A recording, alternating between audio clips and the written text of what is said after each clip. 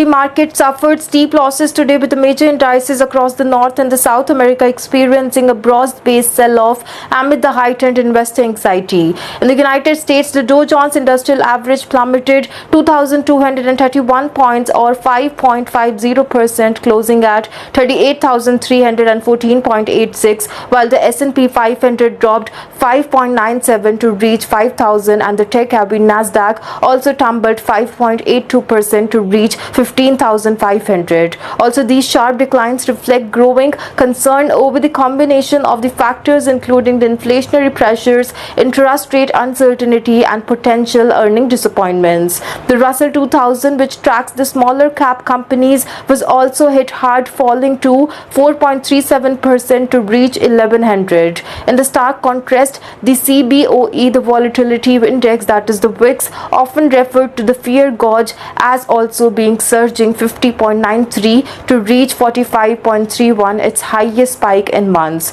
Also signaling a dramatic increase in the market volatility, the risk aversion, the investor appear to be rapidly shifting out of the equity and also into the safer assets or hedging their portfolios in anticipation for the further turbulence. Also, the sell-off extended beyond the United States border. The Canadian market were also deeply in the red, with the S&P TSX, also the composite index, falling to 4.69% and the S&P TSX 60 down to 4.44%, reflecting a widespread retreat from the risk across the sector, including the energy, finance, and the materials. The Latin America market also faced significant pressure. The Brazil Bovespa index sank nearly 2.96%, longing of the 3,800 points, while the Chile's S&P IPSA and the Mexico's S&P BMV IPC dropped 2.79% and 8.87% respectively. Today's market action underscores rising unease among investors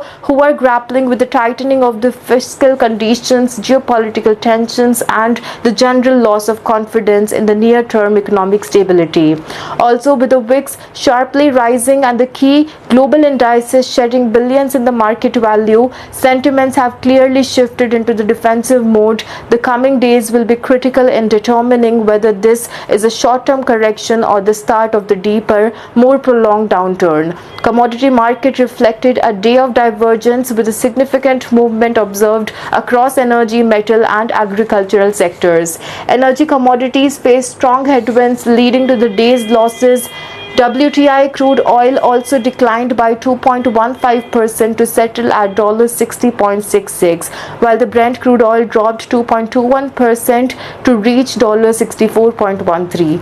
These declines come amid persistent concern about showing the global economic activity, reduced fuel demand, and the increasing inventories in the major consuming nations.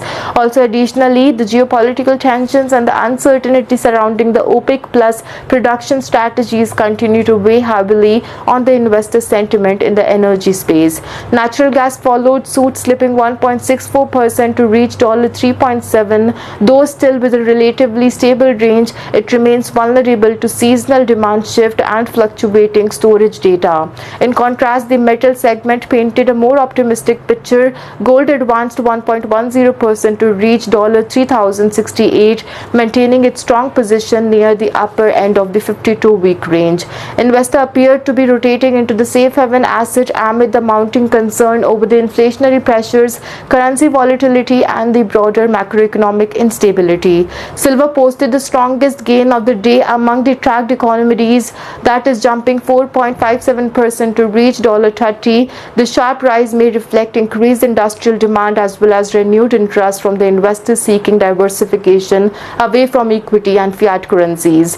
Agricultural commodities also showed resilience, with the soya bean inching up 1.07% to reach $9. The modest rise suggests continued global demand and potential supply constraint due to the weather-related disruption in the key growing regions.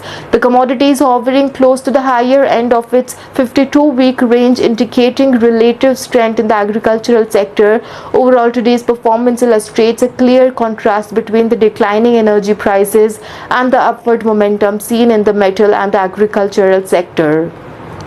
Market participants appear to be repositioning their portfolios in the anticipation of the economic shift, possibly favoring the hard assets and the essential over the cyclical commodities tied closely to growth and consumption.